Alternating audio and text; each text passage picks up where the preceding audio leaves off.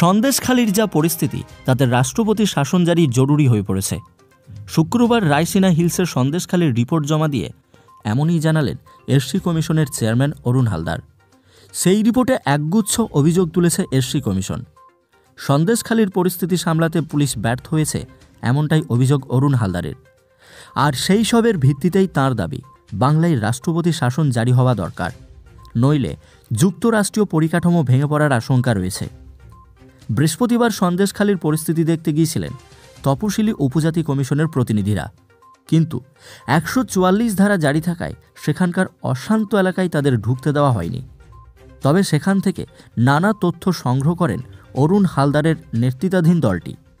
তখনই জানানো হয়েছিল এসসি কমিশন এই বিষয়ে রাষ্ট্রপতিকে রিপোর্ট দেবে। সেই মতো শুক্রবার সন্দেশখালী নিয়ে রাষ্ট্রপতির দরবারে যান অরুণ হালদার। দ্রৌপদী মুর্মুর কাছে রিপোর্ট দিয়ে তার আবেদন, বাংলায় রাষ্ট্রপতি শাসন জারি দরকার। পরে কমিশনের চেয়ারম্যান অরুণ হালদার সাংবাদিকদের মুখোমুখি হয়ে জানিয়েছেন, আমরা যখন সন্দেশখালীতে যাই তখন শেখ শাহজাহানের দলবল আমাদের উপর হামলা চালায়, ভয়াবহ পরিবেশ তৈরি হয় সেখানে।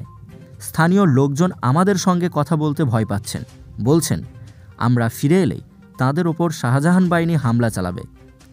আমরা সন্দেশখালীতে থাকতে চাই না, কিন্তু পুলিশ আমাদের সঙ্গে কথাই বলেনি। এই সব দেখে শুনে সংবিধানের ৩৩৮ ধারা অনুযায়ী আমাদের দাবি, সেখানে তপশিলি জাতি ও উপজাতির সুরক্ষা বিঘ্নিত হয়েছে এবং তা হচ্ছে শাসক দলের মদতে। তাই সেখানে রাষ্ট্রপতি শাসন জারি দাবি করছি, এমনটাই জানিয়েছেন অরুণ হালদার। তো এই নিয়ে আপনার কি মন্তব্য?